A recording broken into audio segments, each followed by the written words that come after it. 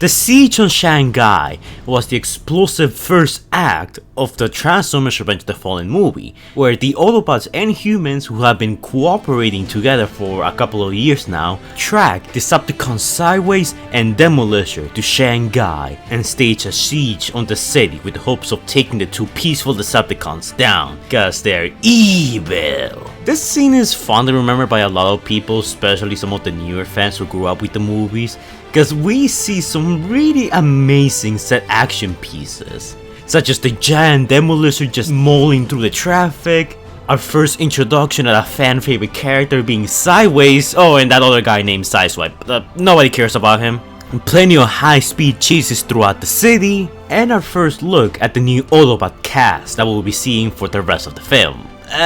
Mostly. But it's easy to forget that during all this action, there's plenty of death happening on in the background, whether it be nest soldiers, human civilians, or even the big Decepticons that the Autobots are here to kill in the first place. Today in Transformers Collateral Damage, we'll be taking a look at the complete death toll in this scene that you might have probably missed on your first viewing. Welcome to Transformers Collateral Damage, the place where we look at the darker side of the Transformers live action movies and take a look at just how many innocent civilians got caught in the crossfire between the Autobot and Decepticons. In case you're not caught up, so far in this series we have covered Blackout's raid on the human military base, which took place at the beginning of the 2007 movie.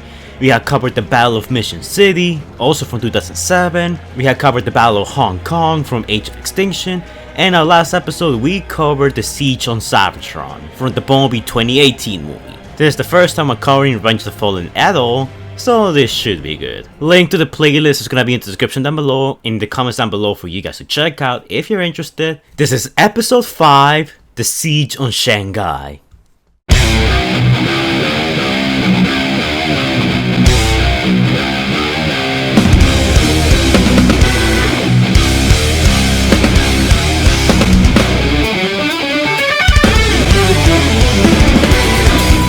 Alright, before we begin, let's set up some ground rules. Number 1, on-screen deaths will be counted and a few off-screen implied deaths will also be counted in this episode. Number 2, vehicles that get squashed by Autobots or Decepticons will be counted as deaths. If they're moving, it means that there's someone there, and most likely, having a giant robot basically smash into your car is probably gonna result in a human casualty. So more likely than not, I'm gonna count those as actual deaths. And that's about it. We don't need that many rules for this scene, because compared to the other ones I cover in the series, this one's actually kinda small. But I'm sure we'll end up with a relatively high number. So for those of you who enjoy human deaths, enjoy, I guess? Anyways, let's begin. So the scene begins and we have some expository shots of Optimus Prime narrating while we get our new Autobot cast moving into position.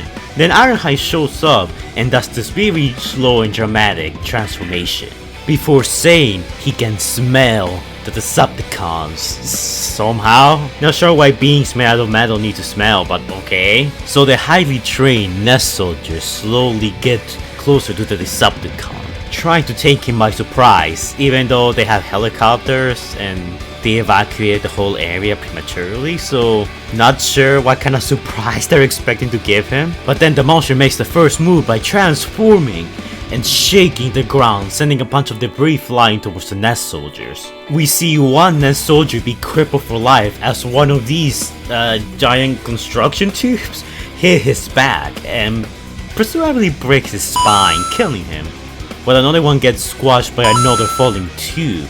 Then random big explosions start happening and chaos begins and people start screaming for their mamas. A bunch of nest soldiers get pushed back by the force of Demolisher's weaponry, but I don't think any of them die here. They're probably crippled and very injured, but that's about it. Then Demolisher starts making his way out of the sea. After finishing torturing the nest soldiers, Demolisher tries to make his getaway, but not before destroying one of the nest choppers. It's very hard to say how many human soldiers were there. Consider that there's a pilot and a gunner. I will say there's around 3. So we'll just count that as 3. Unfortunately, the debris of that helicopter lands on one unfortunate nest soldier on the ground, killing him, adding to the kill count. And then the god himself decides to make his move. Behold, Sideways. Now, Sideways is too OP for this fight. If Sideways went full power, then that will destroy the entire space-time continuum. So Sideways decides that it's best for everyone if he doesn't fight. And he decides to leave, like the Chad he is. So of course, the RC sisters intercept Sideways, and Sideways crashes through a house. And I'm honestly surprised that didn't kill anyone. Also a bit disappointed. Oh, and the twins are there. Feel like I should mention that. So Sideways manages to lose the RC sisters, but then Sideswipe shows up. And he quote-unquote kills Sideways. I mean, we all know that he killed the fake Sideways and the real Sideways is just chilling somewhere else in an alternate universe. But since this happened on screen, I guess I might as well count it, even though Sideways is still alive. I don't care what you guys said, no one can kill God. And then we cut to Demolisher, who now is on a highway. Demolishes one car and squashes another one. Then crashes a third car before shifting lanes and then squashing two other cars that were right in front of him. He also grabs another car that was on the left lane and throws it out of the road, which I think that's a bit overkill. I hope that guy can swim. And then Optimus Prime finally makes his entrance into the movie as he falls from Stratosphere onto the battlefield and quickly makes his way towards Demolisher. So here we see that Demolisher is just grabbing cars off the road and throwing them everywhere. I don't know what his deal is. Maybe he just really doesn't like traffic, but it's something that I've been noticing he's been doing a lot in this fight. And he squashes another car and creates another explosion before squashing a third car. He really has road rage at the moment and causing another one to...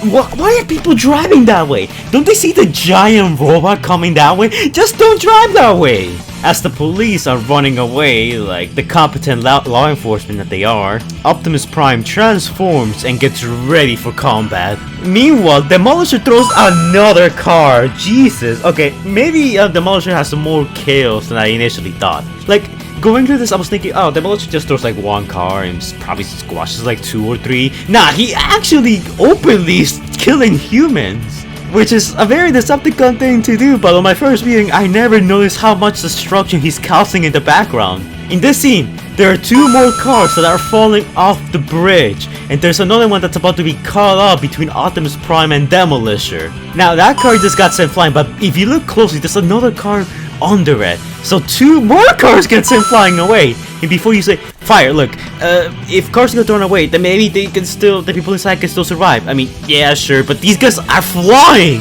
I don't think they're surviving that fall. And there are 4 cars that were about to cross that bridge, but unfortunately they didn't see the giant Transformer that was right in front of them. And they'll all soon die. And keep in mind that I'm counting the cars as just one individual. These could be like people with a whole family of 4, or with a girlfriend or whatever, being like 2 or more passengers. This is like the bare minimum. If you look closely, there's another police car that came out of nowhere that's behind Demolisher. Its driver's probably dead too. There's also another police car that comes out of nowhere and gets sent directly into the building to the left, and then crashes and falls straight right next to Demolisher's wheel. That guy is also dead. 3 more police cars get destroyed by Demolisher, with a 4th one joining the fray, not seeing the giant robot. People!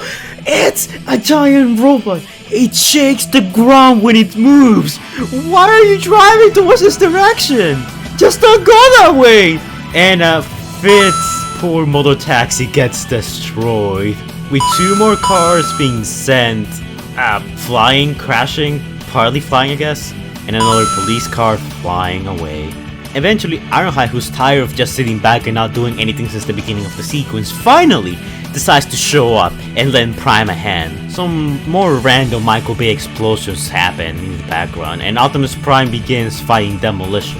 And Ironhide begins shooting his wheel, causing him to fall off the road and putting an end to his destruction. Which, from what I heard, is actually a detail that a lot of people miss. Not a lot of people know that Ironhide's actually there helping Optimus Prime, surprisingly enough. Just how a lot of people don't seem to know that Ironhide has a scar on his left eye. No, seriously, the amount of people who I run into that don't know that is ridiculous. So 1 more car gets destroyed as the Demolisher is like just rolling, resulting in another human casualty. And this car just barely survives. One of the cars here, while it didn't get squashed by Demolisher, apparently one of Ironhide's cannons accidentally killed this guy. You can see the roof of the car exploding. Nice going, Ironhide! And Demolisher falls off the road. Then Demolisher gives his ominous warning that the Fallen will rise again, before Murder Prime just finishes him off. And that's the end of the scene.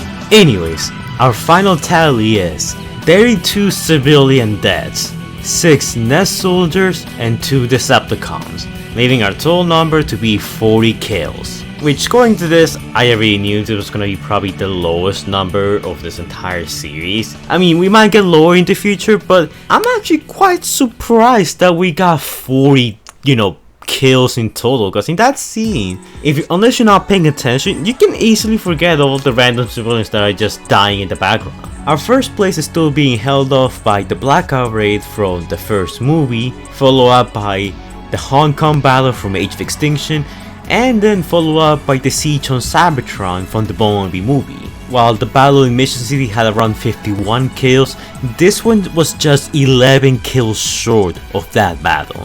That's actually kind of impressive, to be honest. So yeah, let me know in the comments down below if you guys thought that this battle was gonna have higher kills or lesser kills. Honestly, I was pretty surprised with the end result. As for those of you who are asking me to cover the Battle of Chicago, don't get your hopes up. That's probably gonna be like the finale when I run out of battles. That's probably gonna be the last one I cover. I will probably still cover some Dark of the Moon stuff, but it's gonna be before that battle, because that battle is gonna be, I know for a fact, it's gonna have the highest casualties. For a fact, I know that's gonna be true. So I kinda wanted to be special, so I might save it for the very end. So if you guys have other battles, like the Egypt fight from Revenge of the Fallen, or even the highway chase from Dark of the Moon, or the final battle from the last night, if you have any other suggestions, let me know in the comments down below and I'll cover it. But the Chicago battle is strictly off limits. Sorry I haven't done this in like quite a while. At least it didn't take a year to release this video. I recently did a video Power Scaling Shatter, so if you guys are interested, I'm also gonna put a link in the description down below for that video, because it was really fun to do and I also have fun making these videos. And I'm glad you guys enjoy them. A lot of these videos have done decently well, so keeping up with this series is worth it. So yeah, that's it for now, guys. Like, comment, and subscribe, and I'll see you guys in the next video. Sideways did nothing wrong. Anyways, guys, before we go, shout out to our amazing Patreons: True Blue 712, Stitch Productions, Stephanie Ballard, Christopher Prime, Predator King Hunter Plays, Mario Gordon, Allspark Studios, Scrub Lordo. Also, shout out to our newest Patreon, Epic Nit, and to our even bigger Big Boss Patreon, Jordan the Great, who donated $100. And to our other even bigger boss Patreon, X23, who donated a amount of money. I leave you guys to wonder how much he did. Anyways, thank you guys for your donation, it's much appreciated. I need the money to be able to feed Squeaker, because Squeaker is a useless platypus who doesn't do much all day. So it falls to me and you. I tip my fedora in gratitude and toast in your honor. If you guys want to donate to my Patreon, links in the description down below. Some of these guys also do some YouTube content, so if you guys want to check them out, that will be much appreciated. Some of them do Transformers stuff, some of them do non-TF content if you're into that. But be sure to check them out, because you're guaranteed to find at least something cool that's to your liking in one of their channels. I even collab with some of them, Scrubler. But keep in mind that donating is optional, because freedom is the right of all sentient beings. By donating to my Patreon, you get quite a few rewards. You get to see some of my videos early, some of my more longer animated projects, you'll get to see some early sketches and even suggest some things if you want them to. You get to collab with me in some of my videos if you so choose, you just have to let me know. And you can request videos and suggest some video ideas. So yeah, it's a pretty good deal, but just remember, we don't force anyone. So yeah, thanks a lot, guys.